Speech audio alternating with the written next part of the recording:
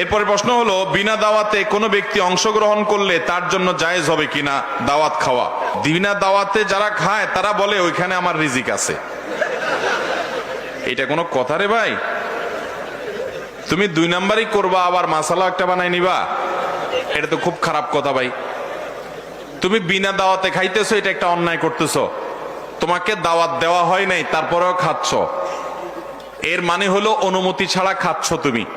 এই অনুমতি ছাড়া চুপে চাপে অনেকে এরকম করে যে বিয়ের অনুষ্ঠান চলতেছে তো সেখানে সুন্দর করে মেহমান সেজে যেয়ে বসে খেয়ে দিয়ে চলে আসতেছে। তো এরকম যদি করে, সিরিয়াস কথা যে এটা জায়েজ হবে, কারণ লা ইয়াহিল্লু মাল ইমরিইন মুসলিমিন ইল্লা বিতিবি নাফসি। নবীজি সাল্লাল্লাহু আলাইহি সাল্লাম বলেছেন, কোন মুসলমানের কোন টাকা পয়সা, খাবার দাবার, জিনিসপত্র, কোনো কিছু এটা নেওয়া জায়েজ হবে না তার মনের সন্তুষ্টি ছাড়া। আপনাকে তো সে দাওয়াত দেয় নাই, দাওয়াত দেয় না মানে অনুমতি দেয় নাই খাওয়ার, আপনি যাই সেখানে চুপচাপে খেয়ে চলে আসলেন, তাহলে সেটা অবশ্যই আপনার জন্য নাজায়েজ হবে। তবে